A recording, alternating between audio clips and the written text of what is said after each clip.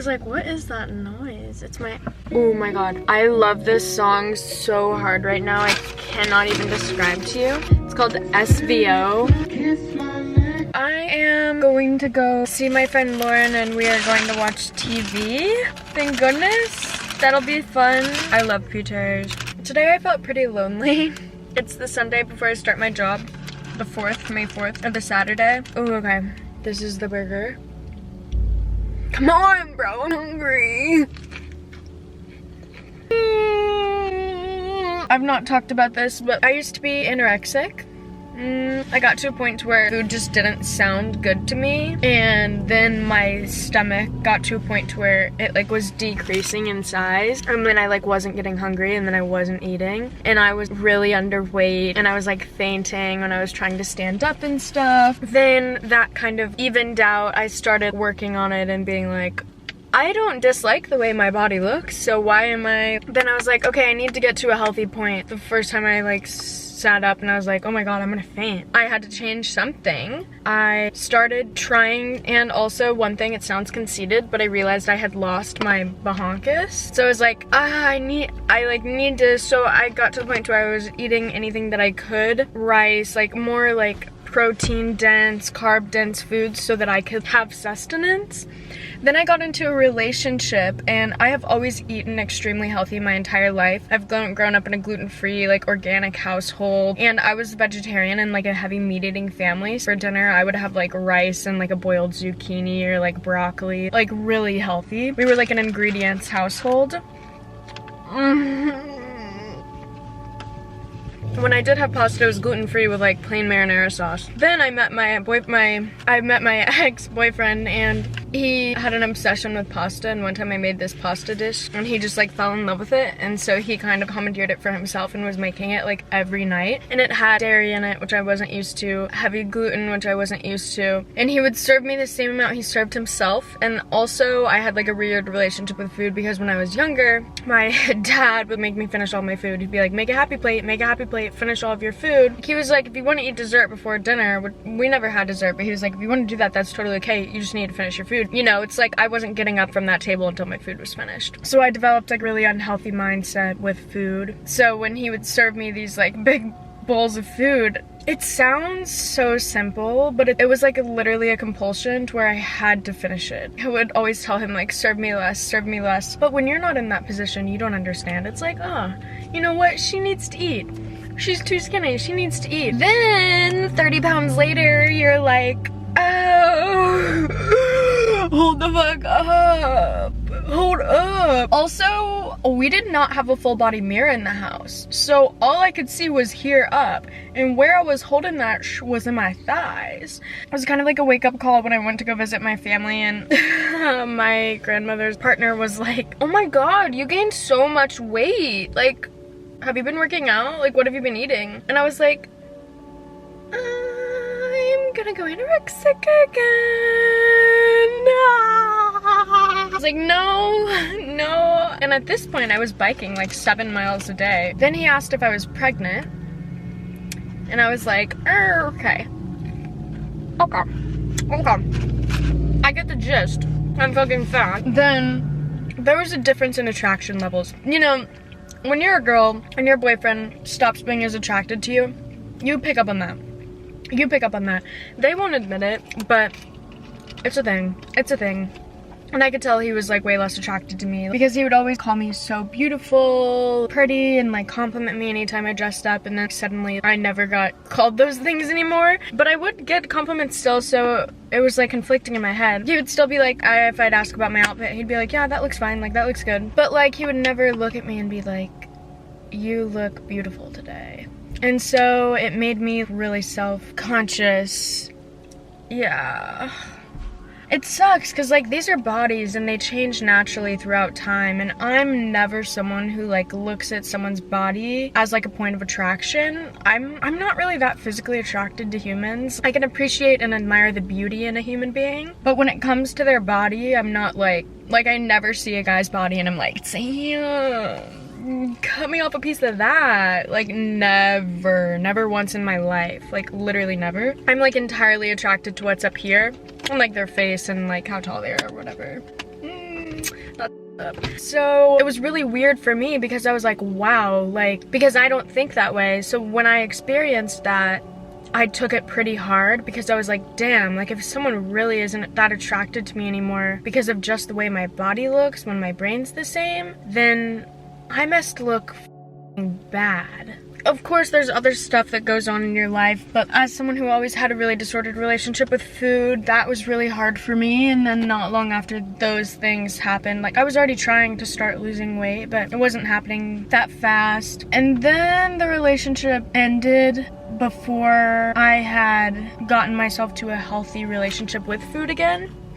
And when I was in Spain, I was dealing with a lot of mental stuff. Like I was at a pivotal place emotionally and in terms of my growth, and I was getting pretty anxious, and I would wake up and throw up because I have bad PMS too, so my PMS makes me nauseous and makes me throw up. Well, I was going through that, and it got to the point where I woke up. Well, there was issues going on in the relationship and they were eating me up alive. Because you know, when you can see someone, it's like a little bit of a punch in the fucking throat, but I'm like hyper aware of things. I don't know if it's like an OCD thing or like an observant thing or like an autistic thing or an ADHD thing or like a whatever type thing, but I'm like literally observant, really hardcore. And it's really hard for me to not notice something. Surprises, I see them coming. I can literally look at someone's face and know what they're about to say. And it's not a good thing. Like it's not like something that I'm being like, yeah, I'm a witch. No, it's like cut me a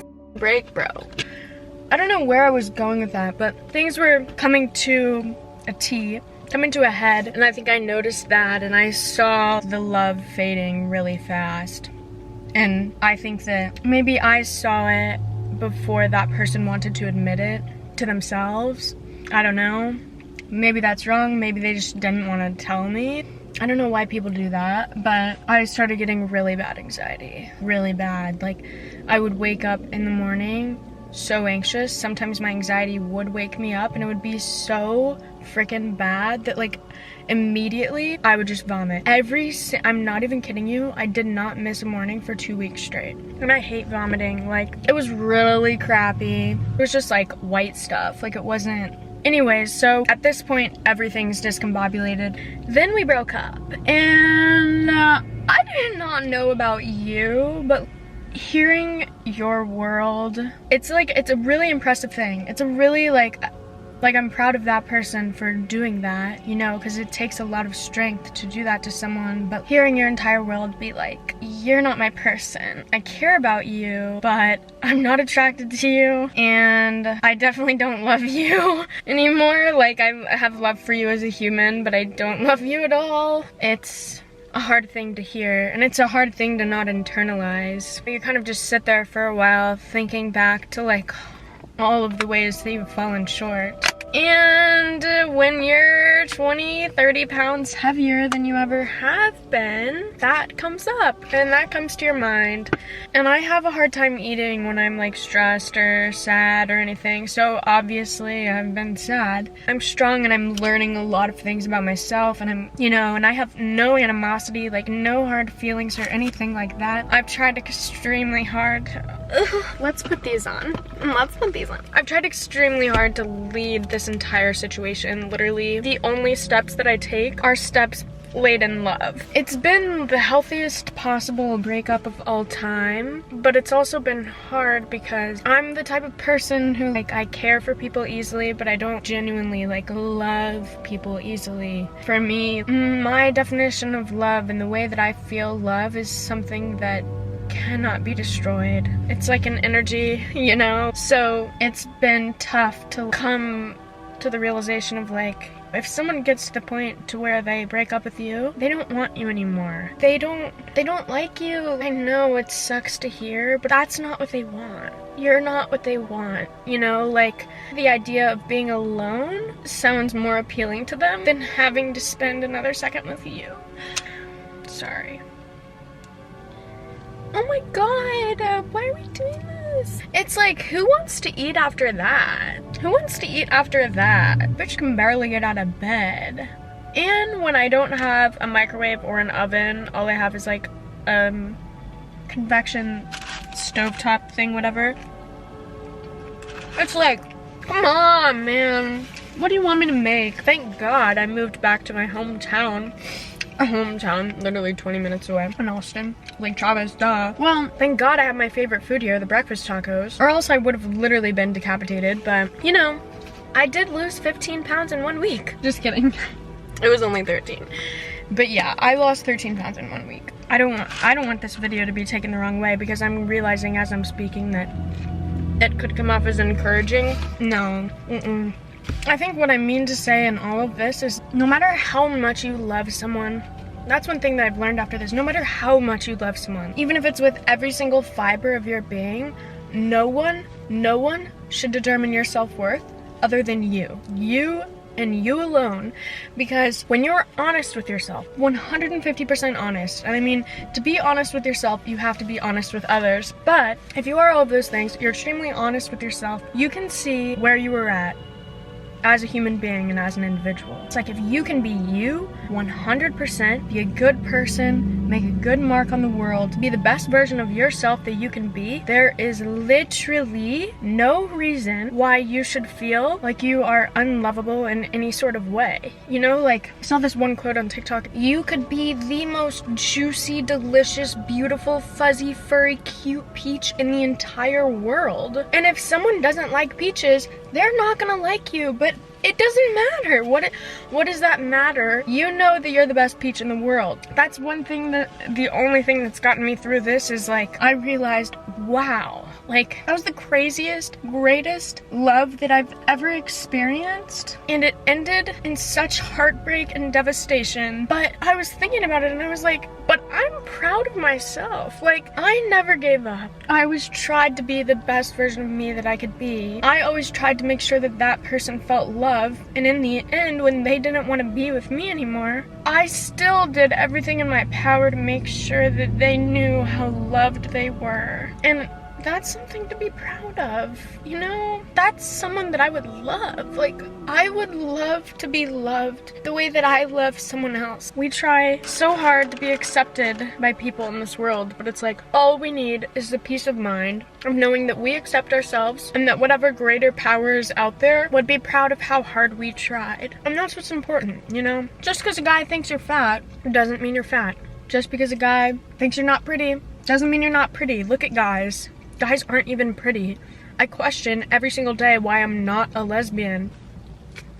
Everyone is beautiful, and that's all that matters. You are beautiful. And when you are in alignment with your divine self, you become angelic. And people will recognize that. Because after that happened, and I had to tell some people about it, obviously, everyone was like, oh my God, I'm so sorry. Like, I know how much you loved him and cared for him and tried it. And I was like, wow. Like, when you go through something like that, you question all of the things that you did. You think, oh, was I awful or something? But then to see, like, you know, when you are in alignment with your true self, other people will see that. And they will be like, you did a good job, you know? I got a message from one of his family members, and they were like, thank you so much for showing him and us true, genuine, unconditional love. And I was like, oh my God, that's all I ever tried to give. So it was nice for that to be seen. When you are doing that, and when you are acting with love, and when the only thing that matters to you is doing what you need to do to be someone that you're proud of, people will see it. People will want to talk to you. I've only been in public like one time since all this has happened. And the conversations I've had with people are just, this sounds really weird, but people kind of like fall in love with you a little bit. And it's like, you know, that's not something I'm ready for, buddy. But people see the goodness in your heart, and I forgot that. You forget, you know, when you're not being told, you forget how good of a person you are and how nice of a person you are and all of these things. Just because you're not being told doesn't mean you aren't. That's why you can only like focus on yourself for that. You can only look inward, be the best version of you, and then things will fall into place. I gotta go. I'm running late to my friends. Go get yourself some dank food. Go eat it, even if you're sad. Make sure you have your nutrients for the day. Don't let people's viewpoints of you or their feelings about you impact who you are or who you think you are, unless you're being a bad person, okay? Evaluate your actions, be self-aware, No one is perfect. We all do bad things, and you need to be self-aware of when you are not being the best version of yourself. When you're not putting, you know, your best foot forward and you're not leading with kindness or honesty. Be self-aware, but if you are being self-aware and you're being a good person, be proud of yourself. And don't let anyone else make you feel otherwise. Ever. Go get yourself a P. Terry's veggie burger. And then give yourself a pat on the back. I love you, and I hope you have a good day. And I'm proud of you, whoever you are, wherever you're at in your journey with life for yourself. I believe in you, and you got this. You can do it. You can do it. Be a good person. You can do it. You can do it. I believe in you. Okay, bye.